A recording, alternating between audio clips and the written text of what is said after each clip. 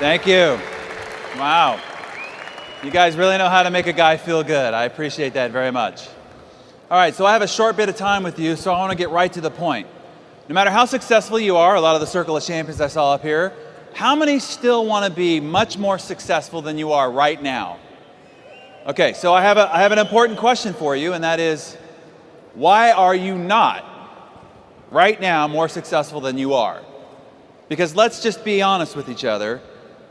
Your current results are really only a fraction of what you're truly capable of achieving. That you are far more talented, you have far more potential than your current reality. Why are you only living up to a fraction of your potential? So I asked that question to our 3 million readers in Success Magazine on stages all over the world. And so I want to clear up the most common answer that I hear to that question of why people are not more successful than they are right now. Because it's a myth about what's limiting their greater potential. So how many people here had a really nice, normal, happy childhood? How many? Wow, most of you. Huh. Well, good for you, because my childhood sucked. Does that translate? Mierda. Bad. Not good, okay? My parents divorced when I was 18 months old, and my mother, she didn't want me. So when they divorced, she just handed me over to my father. As a matter of fact, when she first found out from the doctor that she was pregnant with me, her response was anger and disappointment. And so when they decided to split up, she just very easily handed me over to my father. Now, you have to understand that my dad was only 23 years of age when I was born. And he had just moved from the San Francisco Bay Area of California to what seemed like the middle of nowhere, which was Albuquerque, New Mexico, in the desert, where he took a job as a overworked, underpaid university American football coach.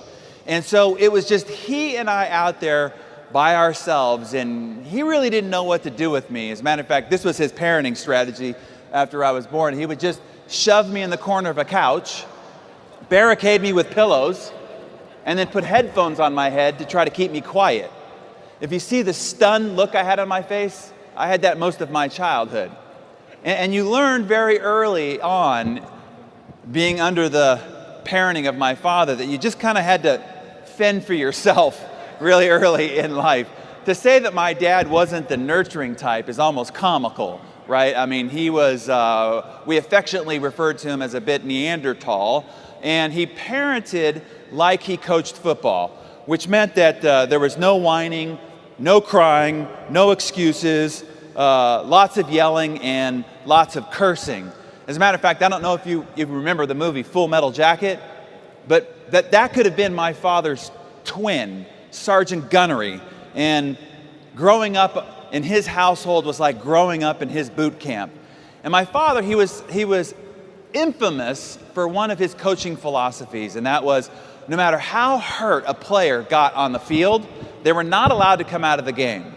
So one time in the middle of this American football match, this linebacker just gets smashed in the middle of the field. I mean, just devastated.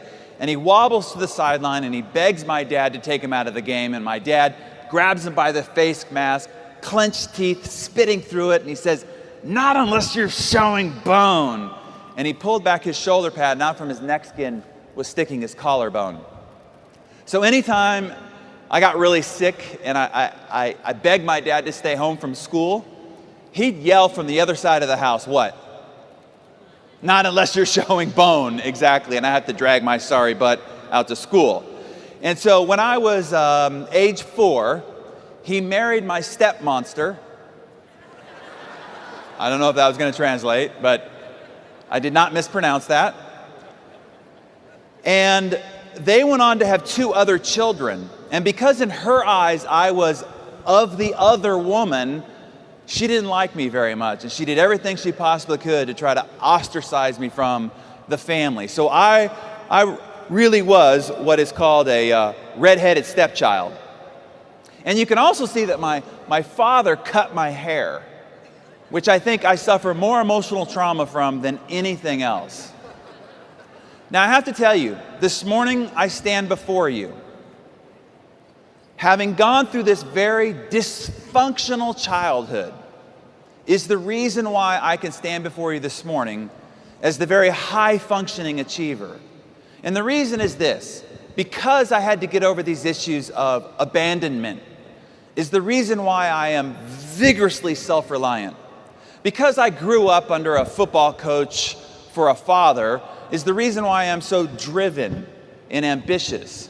Because you had to achieve to get any love or any attention from my father is also the reason why I am so goal-oriented and persistent. You see, a lot of people look at their past as wounds that they need to heal from, when in actuality, these are muscles that you developed that allow you to do the extraordinary things that ordinary people just can't do. How do you build a muscle, right? You put a muscle under incredible stress and strain, incredible stress and strain. When you do that, you're actually tearing the muscle. And in rest and recovery, it grows back bigger than it was before, so now you can lift heavier weights that you couldn't have before.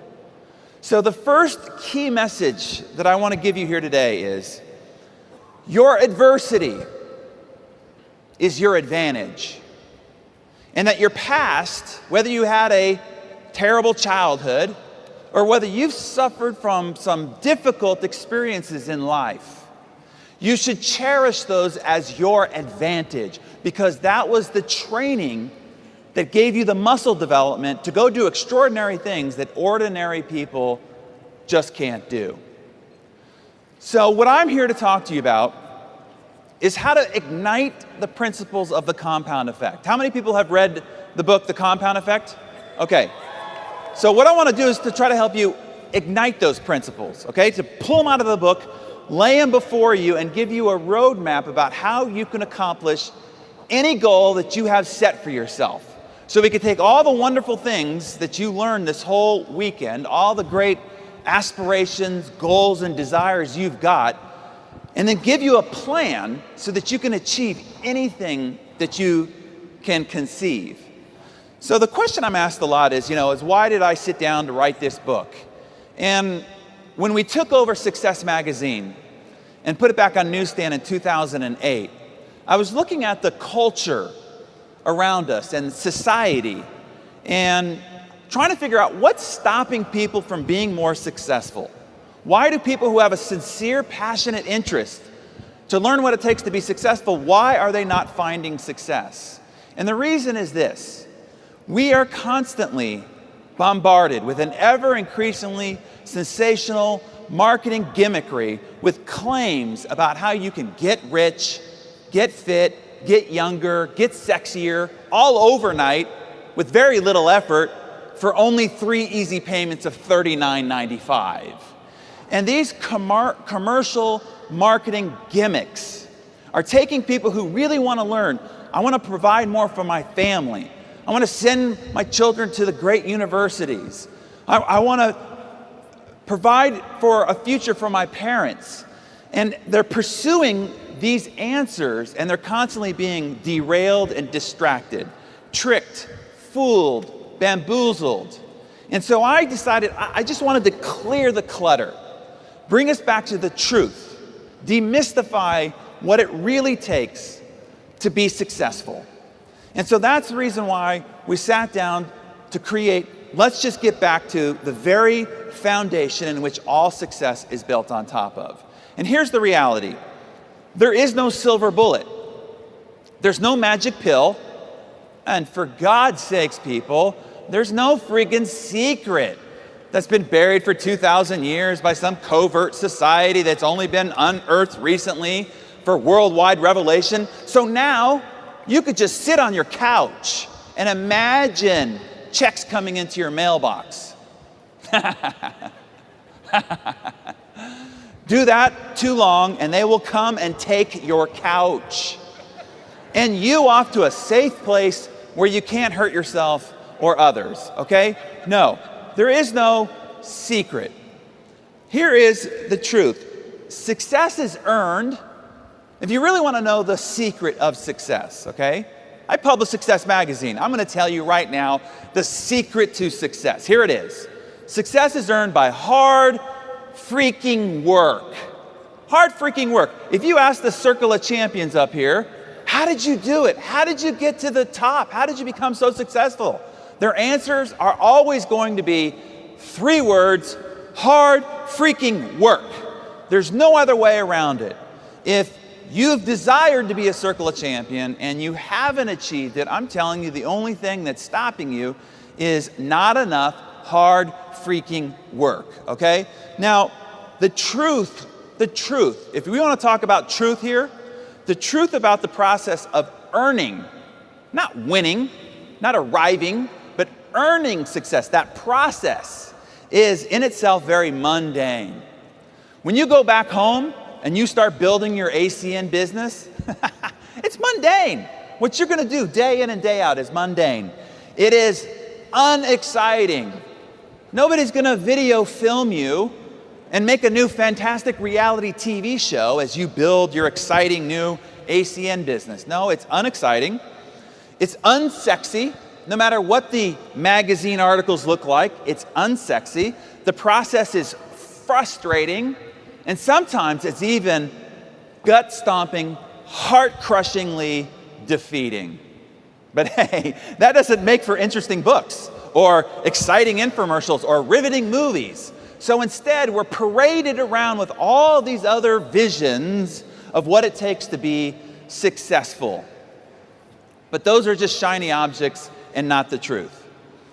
So I want you to truly, today, stop it. Stop looking for the quick fix for success, happiness, and wealth. There's no shortcut. There's no cliff notes. There's no quick fix. You are going to walk through a minefield day in and day out of hard freaking work, because success is earned one day at a time. Every day you lift your head up off the pillow, you're going to decide whether that day you are a success or whether you are a failure. You're either moving forward or you're falling behind. One step at a time. Every step you take away from the bed as you walk through your day, you are either going in the direction of success or you're going in the direction of failure. It is one decision at a time.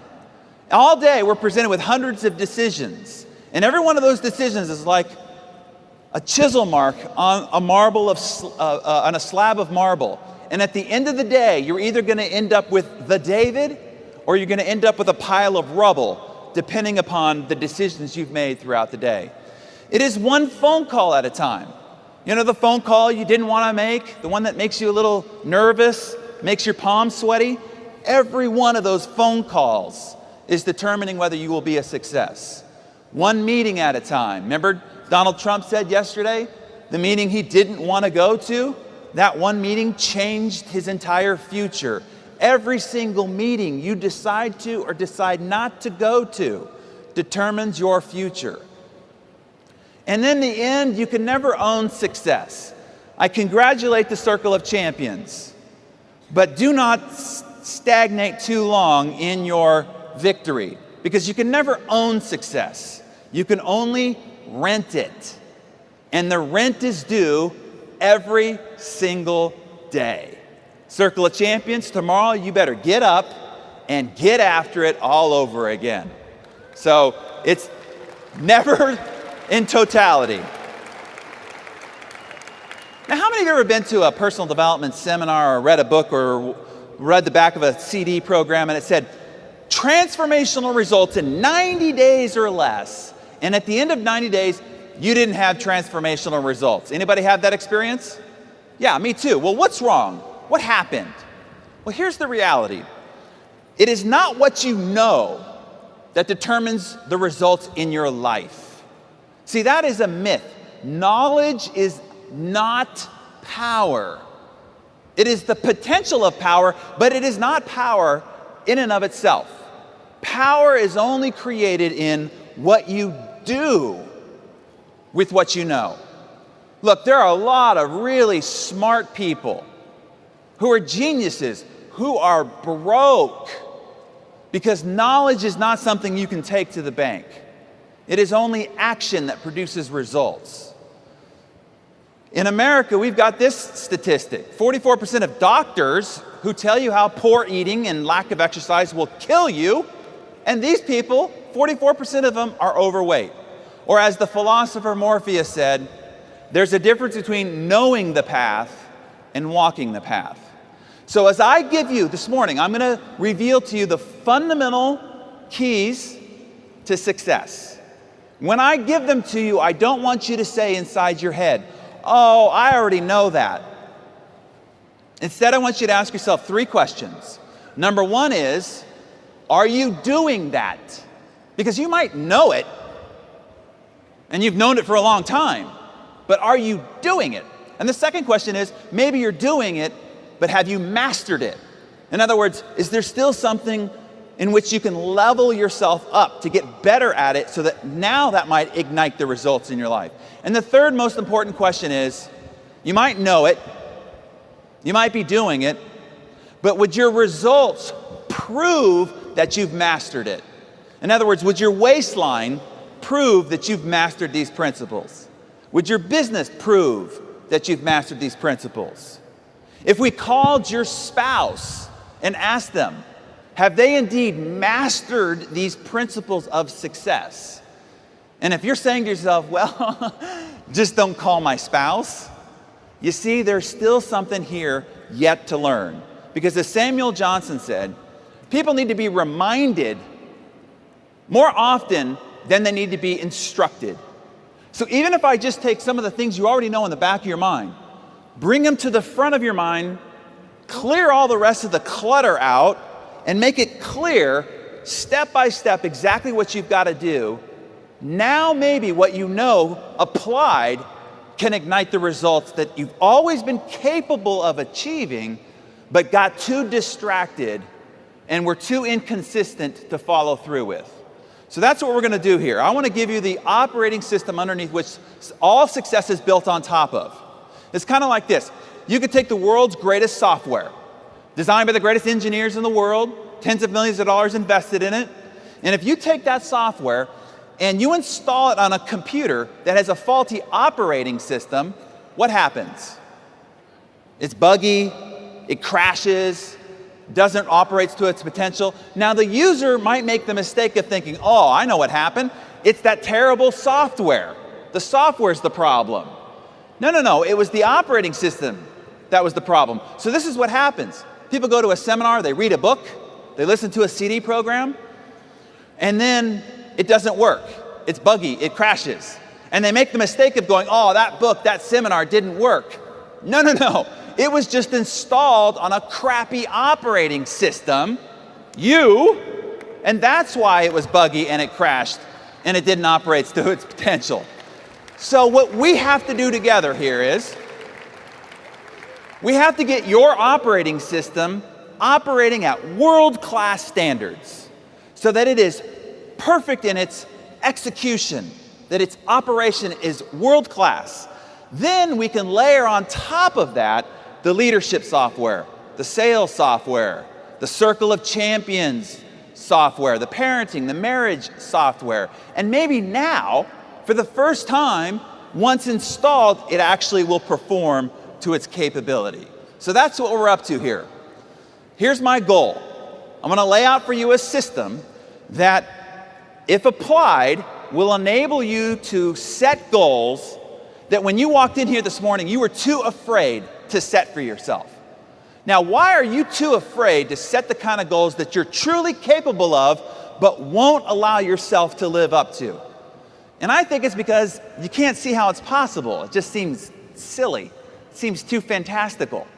But I believe if I can show you an exact stepping stone process to achieving those great goals, that you'll finally, when you leave here, set the kind of goals that are actually consistent with your true potential.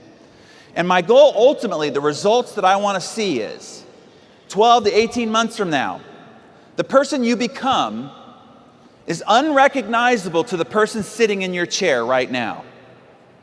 You have a much leaner, stronger, vital body. You have more intimate relationships with the people that you love and care about. You have a thriving ACN business, and you're walking across this stage as a circle of champion. Those results are possible if you stick with me over the next several minutes. This is a working session. I'm not the only one working up here. If you really want to change your life, change the trajectory, find yourself on this stage, we got to do a little bit of work, okay? So you're not going to be able to get everything that I put down here. I know you're taking photos of the slides. I always promise ACN, because I love this organization, want to see it succeed, that I'll give you my entire slide deck, okay? I'll show you how to get the whole slide deck. I'll give you a recording, an audio recording of this whole talk so that you can listen to it. You can share it with your team, okay? I only ask that you do not publish it publicly, okay? This is just for you, just for ACN, just for you and your team. So I'll show you how to do that in a second here.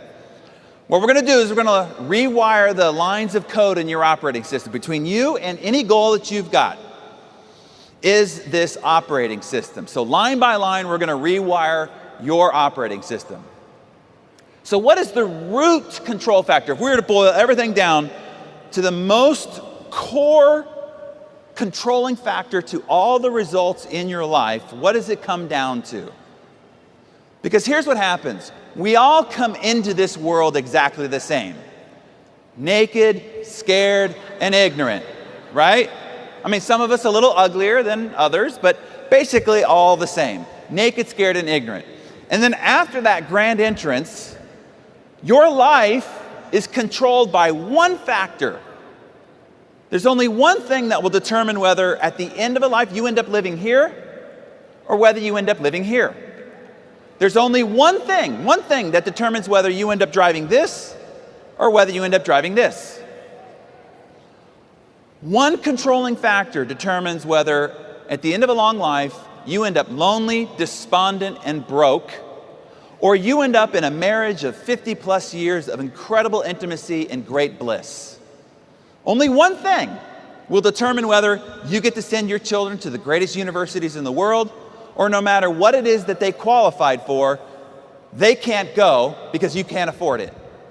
Only one thing will determine whether you get to donate to your charity to your greatest heart's content, whether you get to travel the world in fantastic luxury. Did you all see the movie City Slickers?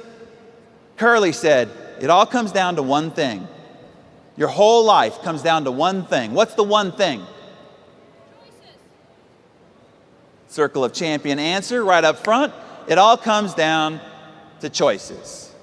Right now, as you sit there in your chair, right now, your whole life is nothing but the accumulated compound effect of the choices you've made up to this moment. Right now, your waistline is nothing but the accumulated compound effect of the choices you've made up to this moment. The size of your business, your bank account, the intimacy of the relationships in your life are all just an outcome of the compounded choices you've made up to this point. So if we're going to change the trajectory of your life starting today, starting right now, we've got to go to where the control factor of it all begins, and it all begins with choices. Choices is the first line of code in rewiring your operating system. So let's do it. What choices? Because we're presented with hundreds of choices all day throughout the day. What choices matter the most? Anybody here ever been bitten by an elephant? Well, what about mosquitoes? Anybody ever been bitten by a mosquito? Bill Gates says this is the most deadly animal on the planet for the human species. And it's also one of the smallest. See, nature provides clues. It's the little things in life that will bite you and kill you. So is it true about your choices. When you take a look at the 7 billion people on the planet, a question I'm asked a lot is, we only get to pick 12 people to be on the cover of Success magazine out of 7 billion. And I'm asked, what do these guys do to become so successful? What separated them from everybody else? Well, let me tell you what they did not do, because this is what everybody thinks they did to get to the cover of Success magazine. Success is not a result of some heroic feats.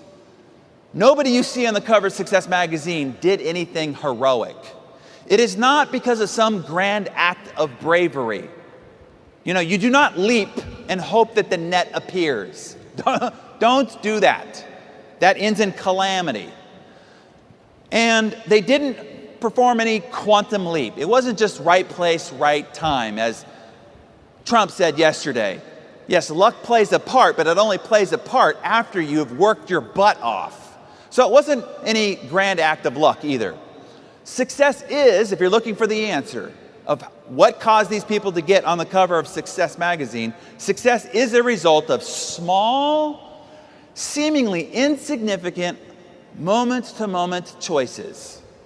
The only thing that separates them from you is that accumulated compound effect of those little choices that created dramatic differences in results. Small little choices like at lunch, you're given a menu. And what is the menu? It's just a series of choices, right? Do you pick the hamburger and fries, or do you pick the salad? Now you're thinking, that doesn't seem like that big of a choice. I'm telling you, it is. Small little choices like, at the end of a long, hard day, do you stop by the gym and put in a workout, or do you rush home to catch your favorite sitcom? Small little choices like, in the heat of an argument with your spouse, do you walk out of the room and say, I'm not going to deal with this? Or do you spin on your heels, say you're sorry, and choose to make a moment of magic? Small little choices like, in a networking event, do you walk across the room and introduce yourself to that person? You're a little bit afraid to do so. Or do you hunker down in fear one more time? Small little choices like, at the end of a long day, do you put in a few more phone calls, or do you just simply call it a day? You see, these small choices add up to big, gargantuan differences in results. Let me give you a reference point in which to associate this with. If I were to give you a choice of a single cent, single penny, that doubles every day for 31 days, or €1,000,000 in cash right now, how many people would take the million in euro? Okay, tough crowd. All right. Let me sweeten the offer here a little bit.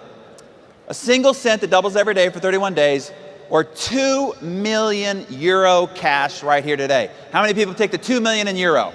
Okay, a couple more converts. All right, last offer, okay? Penny that doubles every day for 31 days, or 3,000,000 in euro right now, right here today. How many people take the 3,000,000 in euro? Okay. Well, let's say that you were paying attention and you said, small things add up to big results. I better pick the small thing. There's a clue there. And let's say that you picked the penny, okay? But your neighbor at home picked the 3,000,000 euro in cash. So now we're going to start proceeding in life. We get 5 days down the road, and your measly penny is worth 16 cents, okay? While your neighbor has $3,000,000 in cash, and you can hear the parties going on next door, right? When you get 10 days down the road, your penny has become €5.12. Not enough for a Happy Meal at McDonald's, right? But your neighbor is drinking champagne, eating caviar, having Robin Leach over for dinner, right? Now, we get 20 days down the road and your penny is still €5,242, and they've got $3,000,000 in cash, €3,000,000 in cash, and partying like a rock star. It's not until we get to day 31 that we see the dramatic outcome of this compounding penny, where your penny is turned into 10,737,000 against their paltry 3,000,000. Now, what you need to know about this is the reason why Einstein called compound interest the eighth wonder of the world. Because the math between day 1 and day 2 is exactly the same math between day 30 and day 31. Nothing's different. You just see the compound effect of it. And this is why I'm telling you right now this morning, compound choices are the eighth wonder of the success world. Because the same choice you make between day 1 and day 2 is exactly the same simple, small, easy choice at day 30 to day 31. But the outcome of those choices are dramatically different. Let me give you a for instance. Let's take 3 friends. Let's say they all start off exactly the same. 3 ACN representatives are starting off exactly the same. But Scott decides he's going to try some of these things that he learns here this morning. And here's what Scott's going to do. Instead of getting up every morning and reading the newspaper and seeing all the corruption, wars, and crimes and scandals that are happening in the world, he's going to get up and read 10 pages of a nice, good book, something positive, something about success and achievement, just 10 pages. On the way to the office, instead of listening to the radio and hearing more wars, gossip, and conversations about other people, he's going to put in one of those CDs, something positive, something instructional. He's going to cut 125 calories out of his diet. Okay, that's a half a candy bar or small bowl of cereal, meaning he's not going to go on any rash diet. He's going to drink 2 bottles of water a day. He's going to park at the back of the parking lot and walk into the office. He's going to make a few more calls before calling it a day, and he's finally going to make that date night with his wife a priority, okay? That's all Scott's going to do. Now, Larry's just going to keep being Larry and doing exactly what Larry's always done all his life. Brad, and I hope there's no Brads like this in the room, but Brad, here's all Brad's going to do. He's going to start making a few poor choices, meaning he's going to munch on a little junk food at the office. You know, like a half a handful of chocolate-covered peanut M&Ms. That's it. He's going to miss a couple of workouts a week. He's going to drink more Diet Coke than water. Not good. He's going to move around a little less because he's sitting behind a computer all day. He's going to skip a prospecting call or 2. And he's going to give the cold shoulder to the spouse a couple of times throughout the week. No big deal. Nothing dramatic, right? This is not going to be a Jerry Springer episode. Just a cold shoulder every once in a while. So now, if we take these 3 friends and these 3 different behaviors and we chart it out, 5 months down the road, these 3 friends look exactly the same. 10 months down the road, exactly the same. So now Scott's thinking, what's going on? I'm getting up every morning and reading this book, and I'm listening to these CDs, and I'm doing this date night thing with my wife every week, and my buddies are just sloughing off, and we have exactly the same results. You can see why people get frustrated and start giving up because they think it's not working. But let's just say he proceeds a little bit further. 20 months down the road, slight differences, right? Brad's starting to feel it in the belt a little bit, right? You really can't tell, but he can feel it in the belt. At the office, tension and anxiety start to set in. At home, apathy. Now, the neighbors and friends, they don't really see it, but it started to set in. It's not until 27 months later that the differences between these 3 friends are dramatic. Let me show you. So Scott, here's what's happened to Scott 27 months later. He's read 47 books. Now, you know that the average college graduate does not read 3 books the rest of their life. And he's read 47 books the last 27 months on success and achievement, 465 hours, bombarding his mind with success and achievement. Is that going to make a difference to his attitude, to his mindset, to his results? Dramatic. The 125 calories he cut out of his diet meant that he lost 33.5 pounds. Do you realize that we can end obesity in the world if everybody just cut 125 calories off their base diet over time? He drank 3,700 gallons of water. Those 2,000 extra steps a day meant he walked 900 miles the last 27 months, losing another 30 pounds. And those date nights with his wife, that got pretty exciting, okay? I had photos, but I decided to just show you the X's and O's.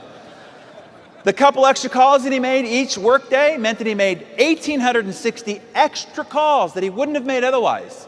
If he closed 3% of those, which means he didn't learn anything from those books or audios, he added on top of his previous $50,000 a year income an additional $279,000. And you know what Brad and Larry are saying? Oh, you're just lucky. So here's what Larry is doing. Larry's like most people in the Western world. They're treading water, falling a little bit further behind, becoming disenchanted, bored, apathetic, passionless, disengaged, and then they're blaming the government, right? Here's what Brad's small, simple, poor choices did to him.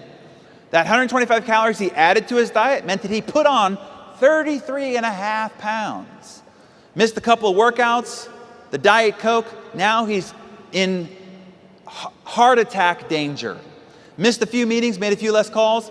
He's about to be fired from his job and lose his home. The inattention and cold shoulder to his spouse means that apathy set in and he's on the brink of divorce.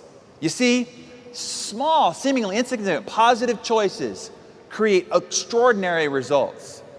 Small, poor choices over time create devastating results.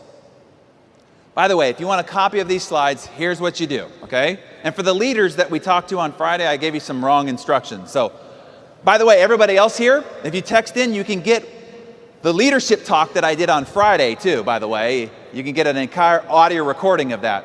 So you just take that phone number, and in the message you have to put EU, comma, your name, comma, your email address, okay? And then it will email you a link where all this is provided for you so that I can help you get this into your brain, your conscious, and into your organization so that we can help you achieve the kind of goals that you're interested in, okay? So there's the number to use.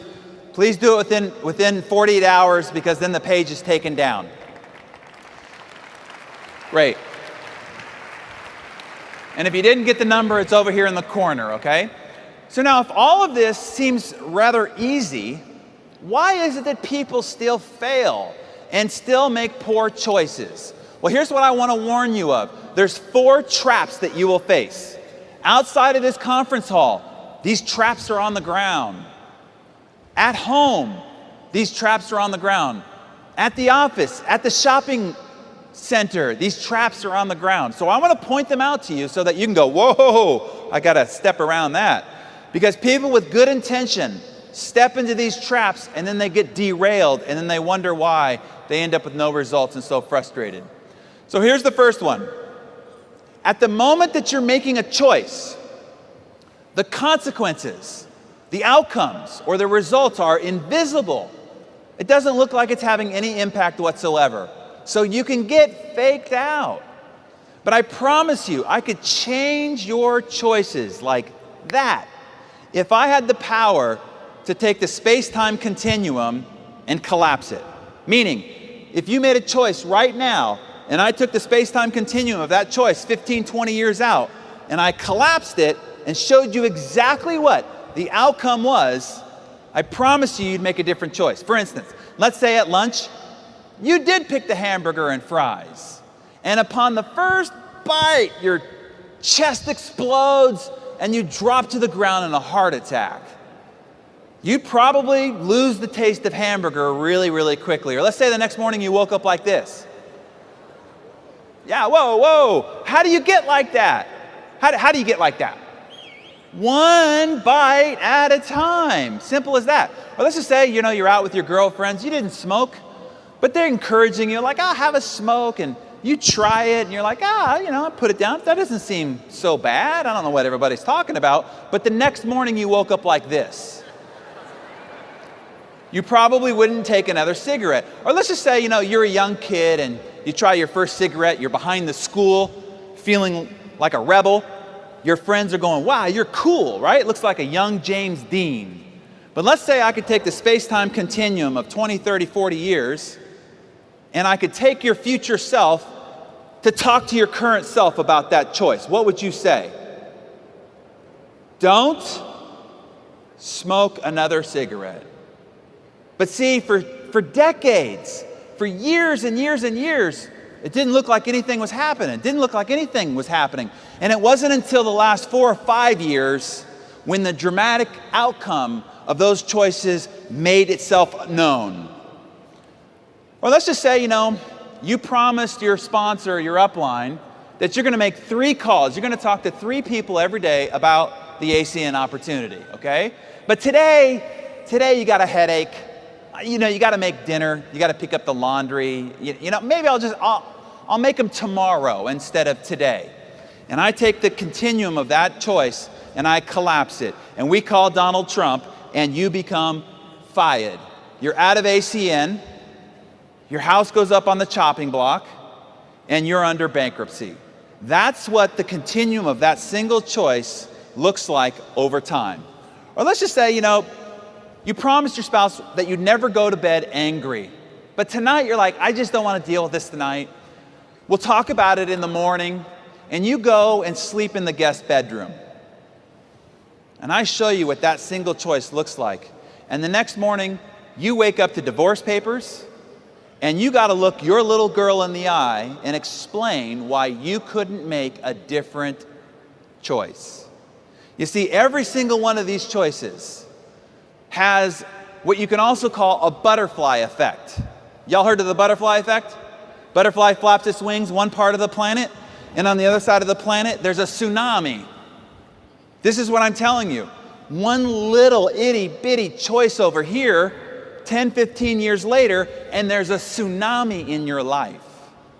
Either positive or negative. So what do you do about this? Okay, what do you do about each of these positive choices you're now going to take? Well, the first thing you need to do is to just have patience. Even though you don't see the results in the moment, you have to know that the compound effect has been ignited. And every choice you make ignites it and fuels it. And it will stretch itself out over 10, 15, 20 years before it reveals its results to you. Second trap. When you start to change the trajectory of your life, that change is subtle and very, very deceptive. For instance, let's say that you're on a plane in Los Angeles, California, and that plane is headed towards LaGuardia Airport in New York. And while that plane is on the tarmac, its nose is pointed directly at LaGuardia. If the nose of that plane is off by only 1 degree, let me show you how far 1 degree is. From here to here. Did you see that? From here to here. In other words, not much. By the time that plane, 1 degree off, flies across the United States, it'll be 150 miles or 240 kilometers off its intended target, 2 states away. So here's what happens, okay? Here's what happens in people's lives. They're one day going along. 10, 15, 20 years down the road, they end up looking at themselves in the mirror going, what happened? How did I get so fat? How did I end up divorced? This is the person I said was the love of my life. How did I end up estranged from the people I said were most important to me in my life? Look, here's the reality. You might not have done anything really bad. You might have only been 1 degree off. And that 1 degree traveled over 10, 15, 20 years, and now you're 150 miles or 240 kilometers off your intended target. So what do you do about this? Well, a plane has what's called a gyroscope in the nose. So it keeps itself on track. So no matter what happens, weather, traffic, it's redirected, the computer keeps locking on to its intended target. So it can fly all the way across the country and then hit the exact runway it wants to over on the other side of the continent because it has a gyroscope. So I'm going to show you a gyroscope you can use for your life before we finish up here. But I have to warn you, life on the ground looks a little bit more like this. Standing atop a double black diamond ski run. And let's say the goal at the bottom of the hill is a comfy chair, warm fire, and a cup of hot cocoa, okay? And if you just run right at it, what's going to happen? Yeah, it's going to get ugly, right? So what happens is you start off, and then you get hit by a mogul. And the mogul just pushes you over in this direction. Now, a lot of people end up just skiing off the mountain, right? Instead, you have to adjust. And you ski a little bit and you get hit by another mogul. And you're like, I see my goal, I have to adjust. And you'll notice, if you look at the line from the top to the bottom, you'll notice that you are off track more than you're on track. So what I'm telling you is, you will be off track often. But the key is what? Get back on track. And the more time you spend off track, you'll spend more time coming back to the track. The difference between how long it takes for you to get from the top to the bottom will depend on how much time you spend off track. So the key is to get back on track. Here's the third trap: immediate gratification. And as a Western civilization, we are addicted to immediate gratification. We're trying to pleasure ourselves at every single moment. So let's say at the end of a nice meal, you're presented with a choice: Grandma's warm chocolate cake or a glass of water. What are you going to choose? Well, what do you get if you choose the chocolate cake? Joy. You get joy. You get like this oral sensation of epic proportion. That's what you get. What do you get if you choose the glass of water? Nothing. Bupkis. Does that translate? Nada. Right here, this is the biggest problem you will have in making good choices. Because if you make a poor choice, you're rewarded. If you make a good choice, you get nothing. And that is hard for our emotional and psychological selves to take. And we come by this addiction to pleasuring ourselves very early in life. So what you're doing all day is you're walking through this minefield of solicitations on your immediate gratification. And your ability to have self-control and to withstand these solicitations is going to come down to a couple of factors. This is the great paradox that you have to understand. What gives you short-term pain, having the glass of water, making the call you don't want to go to, going to the meeting you didn't want to go to, creates long-term pleasure. On the other side of this, what creates short-term pain, going to the gym, saying you're sorry, creates long-term pleasure. Now, my mentor, Jim Rohn, put it this way. He said, in life, you will suffer one of two pains. And right there is great wisdom. When he said, in life, you will what? Suffer, man. You're not going to get around it. But you get to pick your suffering. The pain of discipline or the pain of regret. And as Jim put it, he said, the pain of discipline weighs ounces. Picking up the phone, going to the meeting, saying you're sorry. But the pain of regret weighs tons. Bankruptcy, divorce, heartache, loneliness. So as you're out there making your choices, ask yourself, pain of discipline or pain of regret? And that'll help you along a little bit. When I asked Oprah about this, about how she tried to control some of her choices, she says, I realized that if I made a good choice, I didn't get anything. I didn't get to have the chocolate cake, right? She said, so I decided that instead what I did is I got a miracle, okay? So at least I felt like I got a miracle. She says, first of all, if I didn't choose the chocolate cake, it's a miracle. And she says, my whole goal throughout the day was to make miracles. And at the end of the day, I would just add up, how many miracles did I make today? Meaning, how many positive choices that I didn't want to make, but I made anyway, did I make today? And if you start taking an account of when you choose short-term discipline versus long-term regret, then you'll be on the right track. The last trap is this. What's easy to do, and everything I've talked to you about here is easy to do. The actual process of success is easy to do. Emotionally, it's very difficult.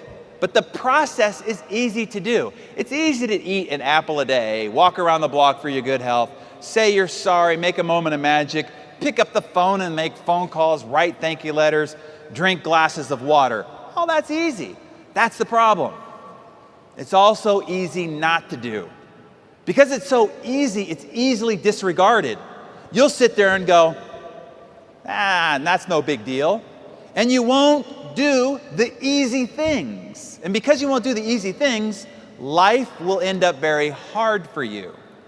So realize there's a little bit of a trick in what's easy to do is the fact that it's also easy not to do. So I have a question for this intelligent audience. What do successful people and unsuccessful people have in common? Here's what they have in common, okay? They both hate to do what it takes to be successful. Successful people just do it anyway. You see, do I like getting up at 5 o'clock in the morning, leaving my warm embrace of my beautiful bride, to go put on running shoes, to go run out in the cold, dark morning? I do not like that. Do I like, at the end of a long, hard day, going into the gym and pushing around a bunch of lead weight with a bunch of hairy, sweaty guys? I do not like that. In the heat of an argument with my wife, when this time, maybe just this time, I know I'm right. Do I like saying, honey, you're right, I'm sorry? No, I do not like doing that. But why do I do these things? Because that's what it takes to be successful. You see, I think unsuccessful people find it very inspiring to learn that successful people hate this stuff too, but they just do it anyway. I walked into the gym a few months back and I went and checked in. And when I was walking away, the front desk person said, "Hey, have fun." I looked back and I said, "What?" She says, "Have fun." I was like, "Fun? You think I come here for fun? I hate this place. I've hated every day I've ever come in here." She says, "But you're here a lot. You don't like it?" I said, "No, I hate it.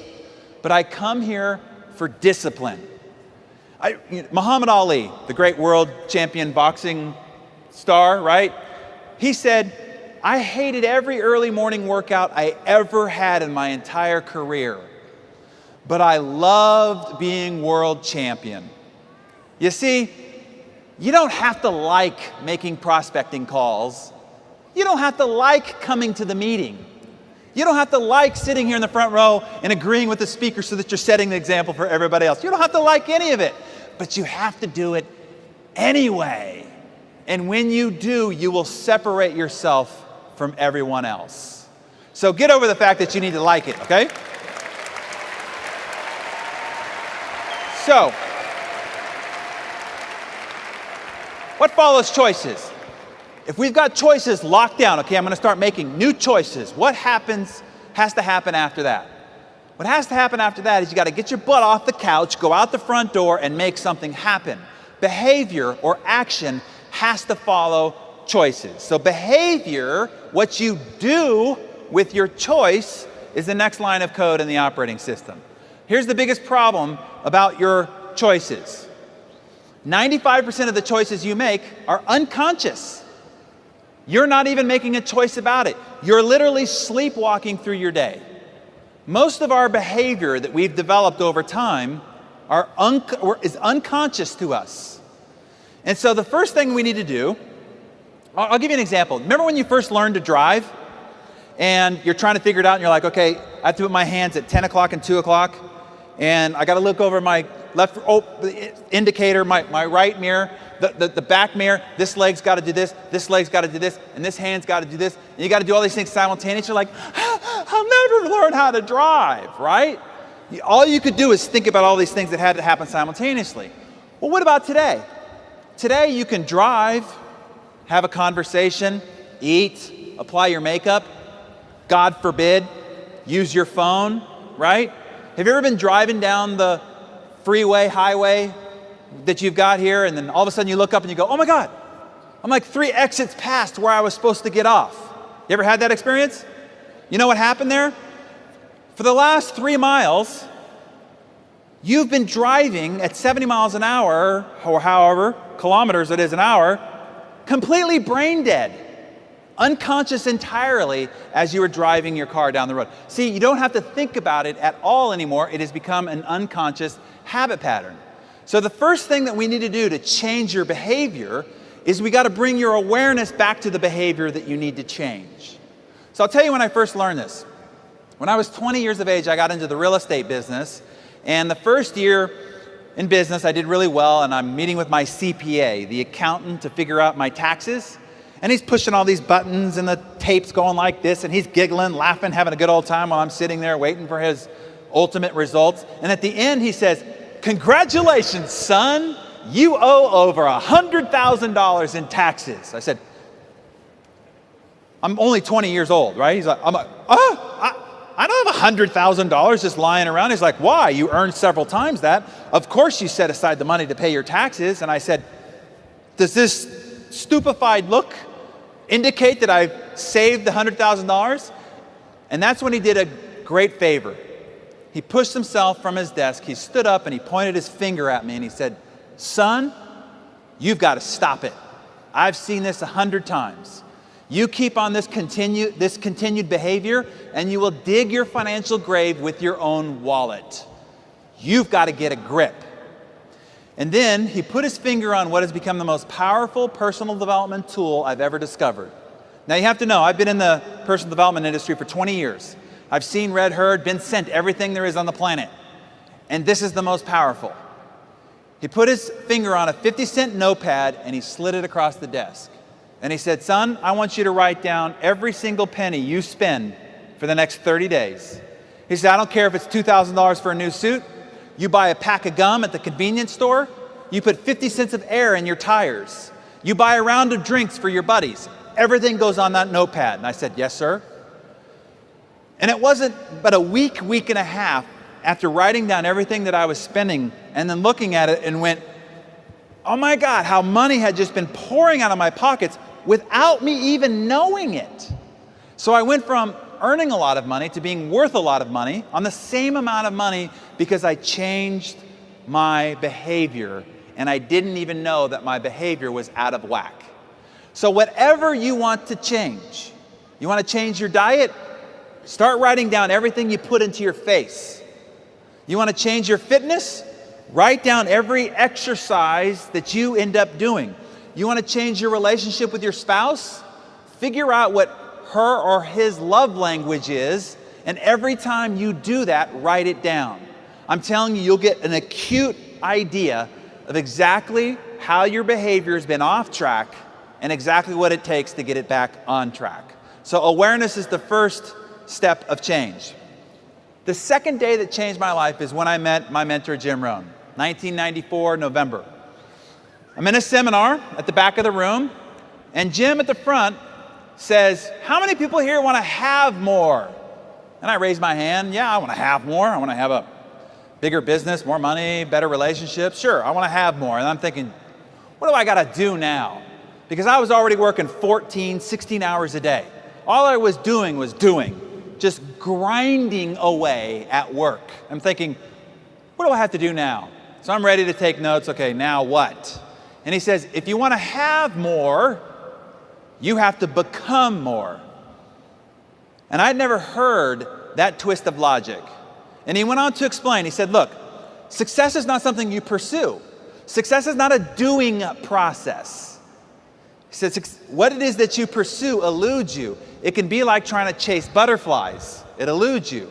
He said, instead, success is something you attract by the person you become.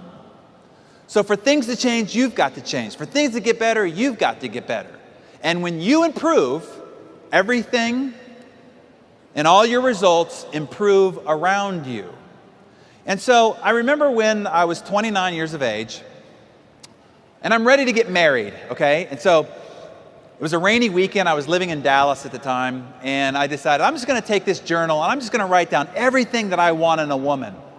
Great detail, okay? I mean, kind of food she likes, kind of art she likes, kind of music she likes, kind of place she likes to travel, right? The kind of the how she wanted to raise children, down to the texture of her hair, the color of her eyes, everything. I filled out 40 pages of my ideal woman. And I remember reading it going, yeah, that's my woman, right? And then I'm thinking, what do I got to do to get this girl? And then I heard Jim Rohn's voice in the back of my head. He said, what you pursue will elude you. Instead, it's who you have to become. So I started by asking myself two questions. I asked this question. I said, based on the woman that I described on these 40 pages, what kind of a man does she want for herself? And I started to write down all the attributes of what this quality woman would want in a quality man. And then the second question I asked myself is, what is the difference between me and that man? And all the ways that I need to grow and improve in order to become that man attracted to and worthy of this woman. And so I don't really know exactly how this works, okay? Some things are, as Jim would put it, mysteries of the mind. But I'm telling you, as if she were peeled off the pages of my journal. 3 years into our marriage, I found the journal and I had her read it. And she was shocked about how specifically it detailed her. If I had showed it to her at the beginning, she would have ran away scared. But it was specifically detailing her. So now let me translate this for you, okay? What kind of people do you want to recruit into your ACN business? What are those attributes that you're looking for in the ideal representative for your business? It's important to make a list. Who do you want? What attributes? What qualities? What characteristics? Are they passionate? Are they energetic? Are they disciplined? Are they consistent? Are they loyal? Do they have integrity? What are those attributes? Make a long list. And then here's what I want you to do. Ask yourself this. What kind of a sponsor, what kind of a leader would this person be attracted to and want to be in business with? And then ask yourself, based on who I am now, how I walk, talk, dress, show up, where's the gap between me and this person? You'll now know how you need to become in order to attract the kind of people that you truly want in your ACN business. It's as simple as that. It's not a pursuit. It's not a doing.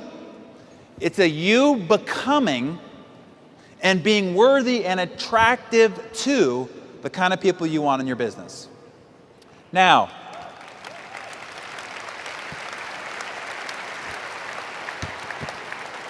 behavior repeated become habits. Now I'm telling you, this is the key point. Choices that you start acting on ultimately need to become habits. Your habits will determine your life and lifestyle. If I watch you for a couple of few days and I notice your habits, I can guess your bank account within a few euro. I can predict your future. I can tell you the kind of relationships you have now and the kind of relationships you will have later when I observe your habits. Because habits are the expressions of who we are and how we live, and they determine all your results. So this is ultimately what we want to change, is changing your habits. Now, a habit is something, when you repeat a behavior, you develop inside your brain what's called a neurosignature. Or let's just make it less technical.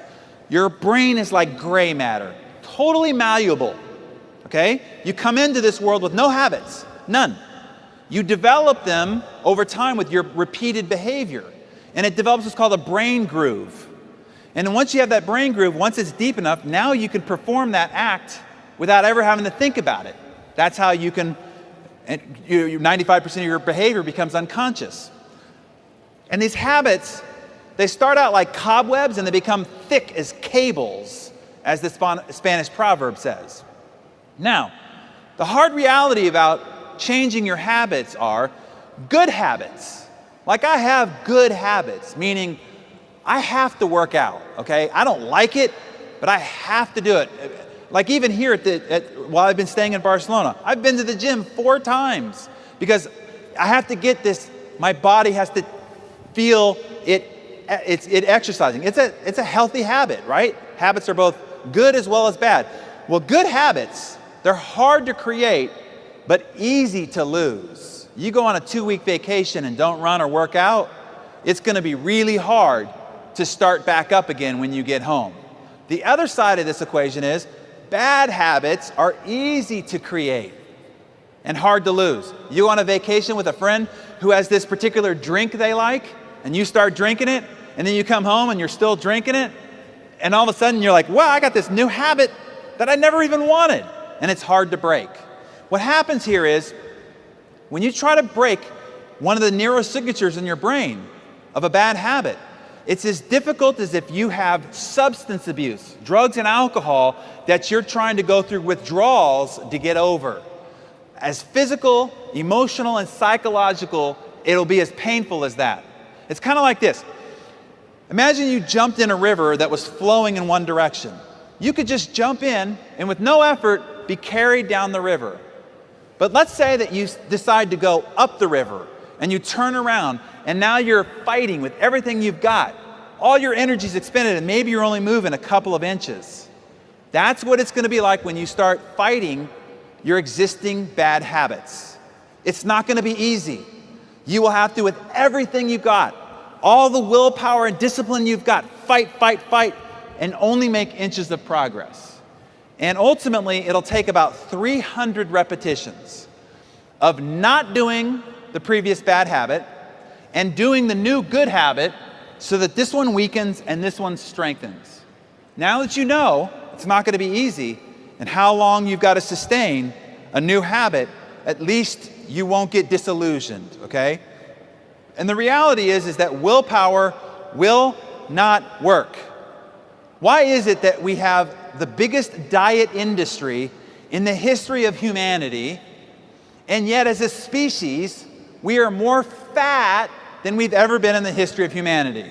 How can those two things exist simultaneously? And the reason is they all rely on willpower, and willpower will not work. So instead, what I want to encourage you to find is what's called why power.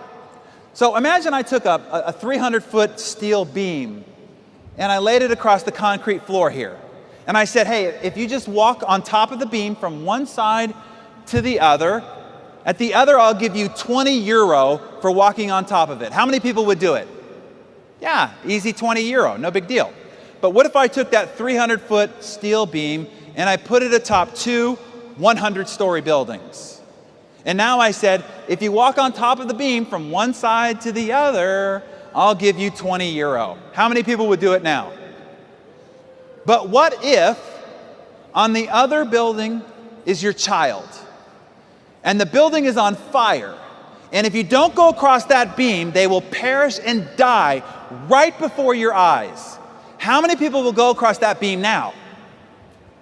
I did have one person in the front row say, I have 2 children. Which child is over there? And I'm like, that doesn't seem right.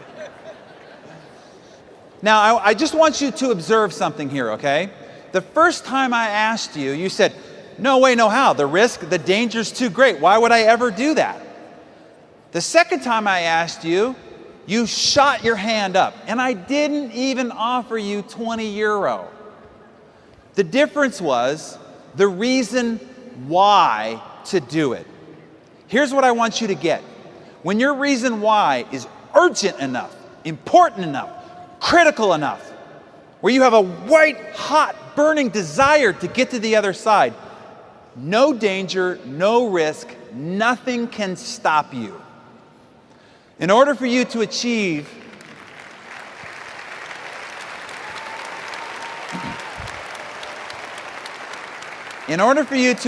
the kind of goals that you're capable of achieving, what's stopping you is you don't have enough reasons that are urgent, powerful, and compelling enough to have you overcome any danger, risk, or fear that you've got to getting there. And you will need this why power to sustain the changing of your habits. So that's the reason why inside the Living Your Best Year Ever, which is the goal achievement system I've used since I was 18 years old. And it's responsible for several $1 million of income of learning how to achieve goals. One of the most important things that's covered in there is finding your reason why, discovering it, articulating it, getting clarity on it. Now, it's important that you figure out what your bad habits are and that you uproot them from your life, and you figure out what success habits you need and install them. So this is the question you have to ask yourself. What are the bad habits that are sabotaging my success? Is it gossiping? Is it watching too much television? Is it eating poorly? Is it not being consistent? Is it lack of discipline? What is it? And what success habits do you need to install to accomplish your goals? And inside the compound effect, I'll outline 5 strategies for you to uproot these bad habits, because you've got to yank them from your life. They keep derailing you. They keep distracting you from your potential. So how to uproot them, and then 7 ways to install the success habits that you need. Install them deeply into your day-to-day methodology so that you can stay on track and keep the trajectory you want for your life, okay? So you'll find that inside the compound effect. But I want to leave you with something that you can start applying right now immediately, okay? How to build your success system. I call it my massive transformation formula, because in 3 points, I'll show you how to create a massive transformation for your life. If you want to have a very different life than the one you're leading right now, one that's actually equivalent to your true potential, which is way beyond where you're living right now, this is all it takes, okay? Let me outline it for you. Number 1 is this. Figure out what your big 3 goals in life are, okay? I don't care whether you got 50 goals, 100 goals, 1,000 places you want to see before you die, 50 places on your bucket list. Set all that aside. What are the 3 most important goals you've got for your life for this year that if you accomplish them, this would be the best year of your life? So you might say, okay, well, if it's going to be big goals, if I accomplish this, that'd be pretty good. But I've had some pretty big years, so if I accomplish this and that, okay, wow. But if I accomplish this, this, and that, this would by far be the best year of my life. That's all you need. Take everything else, set it aside. Those are your big 3. Number 2 is this. What are those couple of key behaviors most important to each goal to accomplishing them? This is where the transformation comes in. You're only 1 or 2 key behaviors away from a massive transformation in any area of your life. You want to change your marriage? There's probably 1 or 2 key behaviors that would create a massive transformation. You want to change your sales? There's probably 1 or 2 key behaviors that would change your results in a massive way. So the key is to figure out what those are. Now, they're not 5,000 behaviors or functions. It always comes down to about a half dozen. So, I want to give you the half dozen key behaviors necessary for you to become a Circle of Champion here at ACN.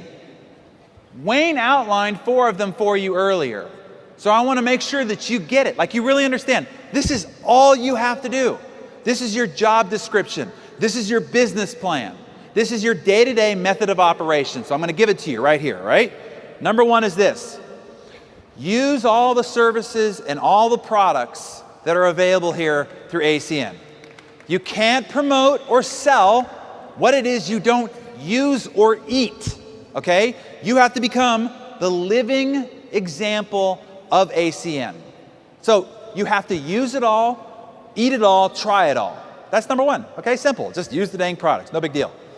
Number 2 is you then have to take what your results and what your experience has been and share that recommendation and example and testimonial with other people. So talk about the services, talk about the products to other people. Number 3, if they go, hey, I really like this new nutrition bar too, or hey, I really like what these services offer, and you say, great. You know, if you told a couple other people like I told you, you could actually make some part-time income.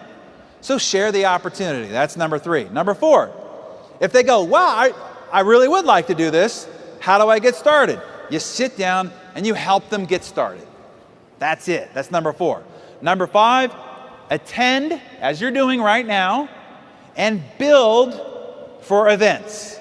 You're in the event business. Your whole career will be going from one event to the next so that you can drive large volumes of people and keep them motivated, inspired, and educated, and empowered. So you're in the event business. And then number 6 is your own personal development. Because remember, if you want your life and results to improve, what has to happen? You have to improve. For things to change, for things to get better, you have to get better. And when you get better, everything in your life gets better with you. That's it, everybody. That's your business plan. You want to have a strategic planning, meaning what you got to do day in and day out? That's it. Use them, share them, help them. Get to the next event, grow. That's it. That's your life at ACN.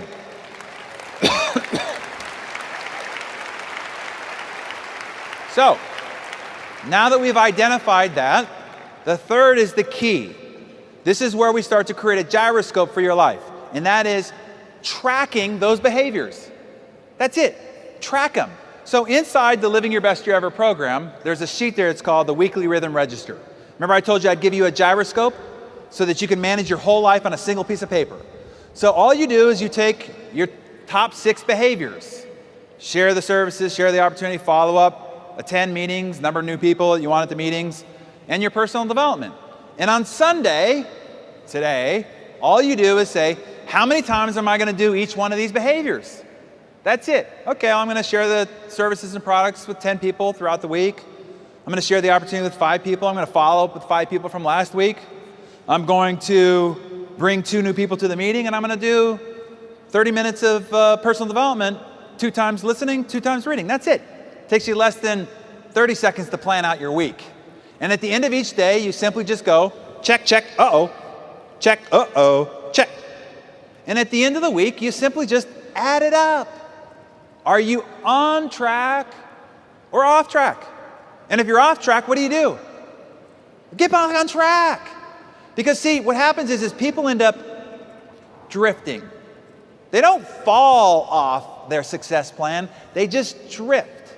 So as you guys go back to your markets, go back to your homes, you're gonna be all excited because this is exciting stuff.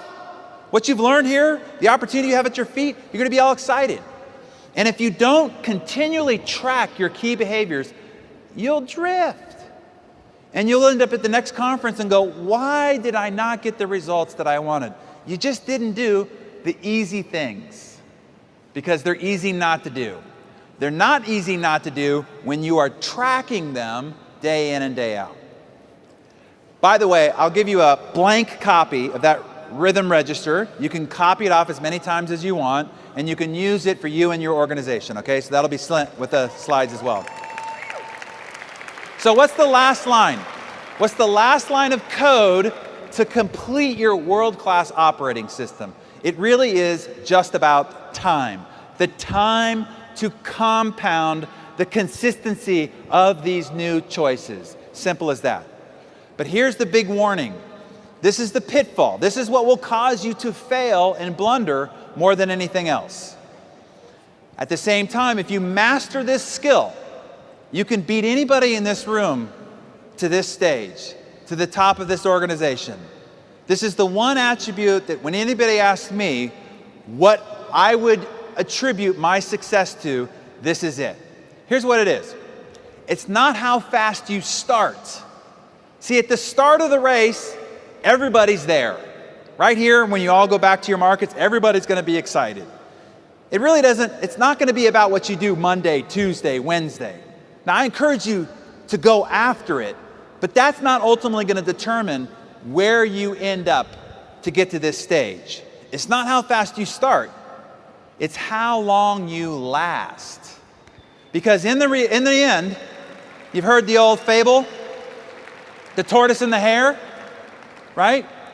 Well, the hare is more experienced, the hare is faster, the hare is more skilled, but the tortoise beats it every time because it's relentlessly consistent.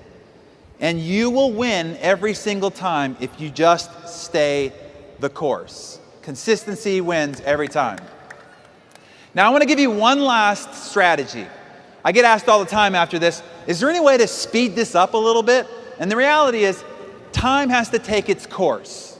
But there is one strategy that can accelerate your success, okay? That can get you far beyond the pack, to have you break out from the peloton, so to speak.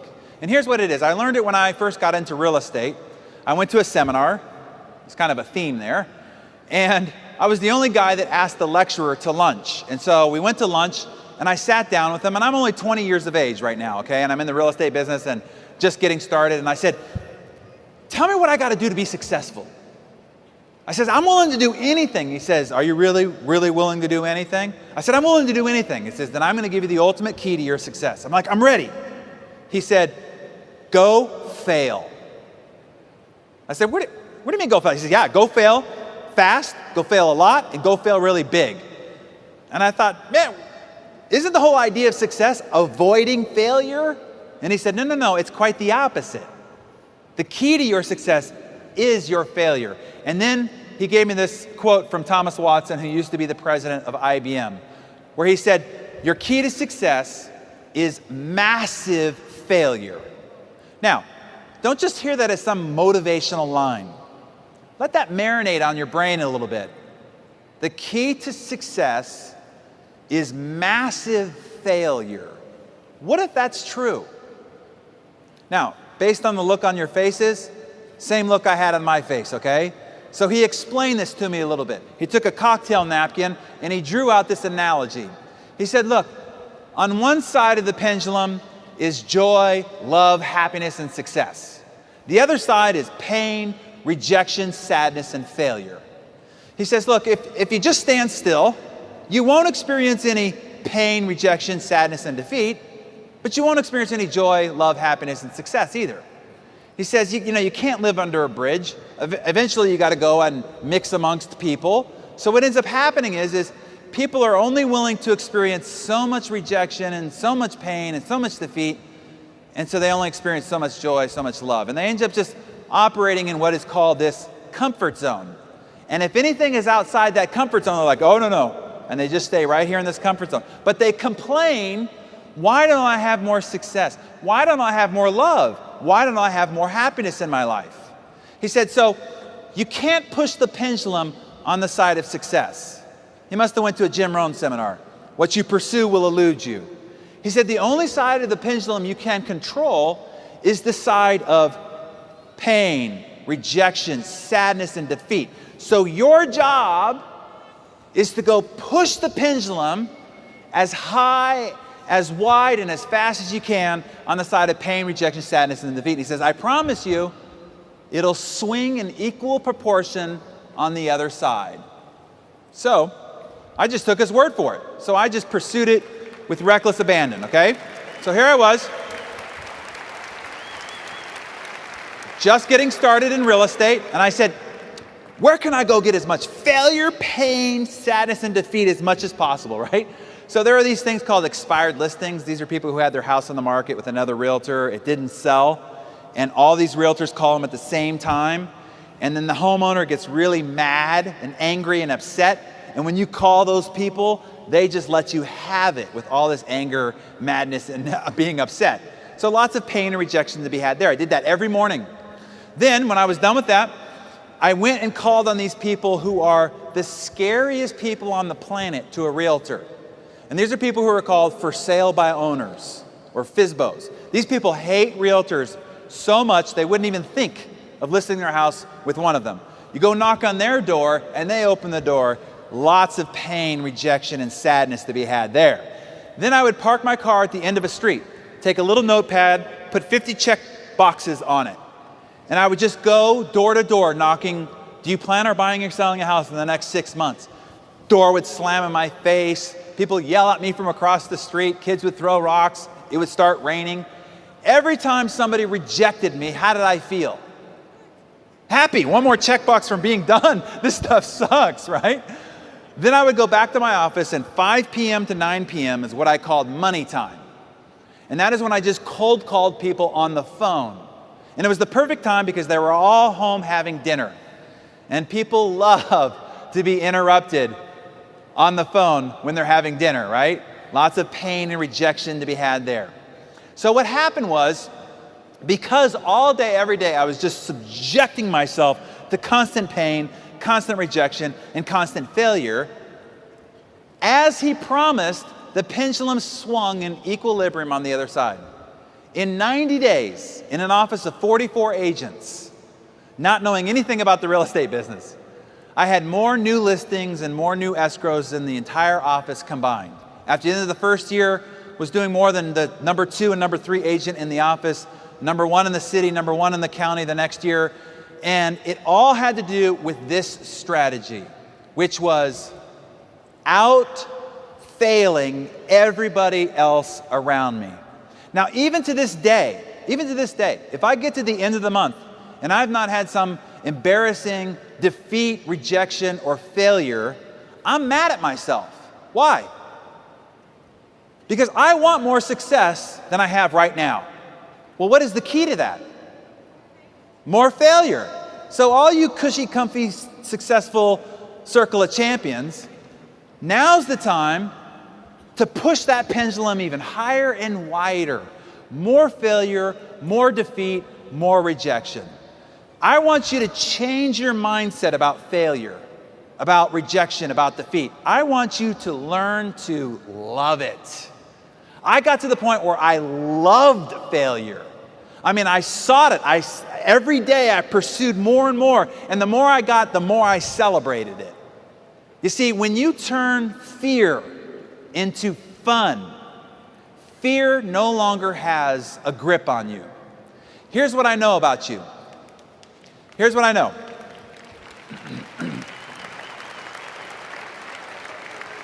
The only thing stopping you from being more successful, from realizing your potential, because your potential is so much greater than your current life, the only thing stopping you is fear. It's fear. And when you turn fear into fun, you release that potential. You're unstoppable. Nothing can stop you. So here's what I want you to do when you go back on Monday. Don't write out the number of new people you can recruit in the business, the number of new products that you can sell. Instead, I want you to create a 100 no club. Who can get to 100 no's the fastest? Have a competition. And then see who wins. And then there's a booby prize, which is who has the most embarrassing, ugly, heart-wrenching story of defeat or embarrassment. And then that person you carry around on your shoulders and celebrate them. Okay? Because here's what happens. What you resist persists. What you step into dissipates. Once you step into the thing you once feared, it dissipates. And now you can finally live up to the potential that you were been given by God but are not living as you were meant to live. Look at this guy, the ultimate failure.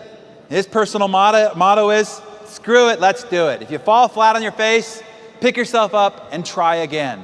This is a guy worth $4 billion. The only thing different between you and Richard Branson is he is a much bigger failure than you are.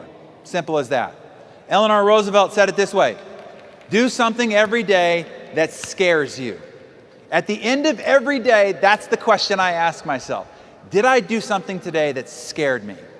Because if I did, I push that pendulum just a little bit, and I'm going to see the reward on the other side of that swing. The last thing I want to encourage you to do is, you've been to conferences before, you've made decisions before, you've made resolutions before, you've set goals before, but this time I want you to draw a line in the sand, a figurative line in the sand. Before you get up from your chair, I want you to draw a line in the sand. And this time I want you to say, this is it. If there's one attribute of the greatest successful people that I know, it's this sense of resolve. I will do it or I will die trying. Because when you go back, you're going to be faced with your mountain in life, building your ACN business, getting to the circle of champions at the top. And you're going to start climbing it, and you're going to be struggling as you climb it, and people are going to come out of the woodwork and go, what are you doing climbing mountains? You don't know how to climb mountains. Look, you have a good job. You're lucky to even have a job in this economy. Get off that mountain before you hurt yourself. I'm here to try to protect you. And you're going to have to look them in the eye and go, you see this mountain?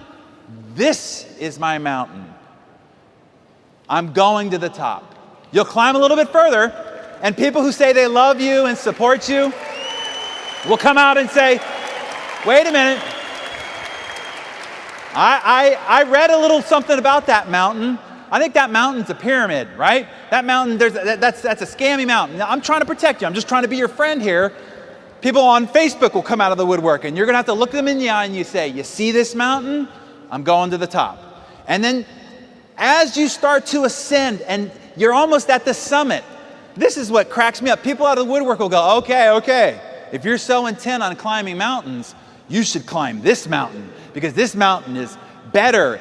Our compensation plan is faster. This is the better plan for you. And you're going to have to look each of those people in the eye and say, you see this mountain? This is my mountain. And you're either going to see me waving from the top or laying dead on the side. I am not coming back. With that sense of resolve, nothing can stop you. ACN, I love you. Great to be with you. Thank you guys.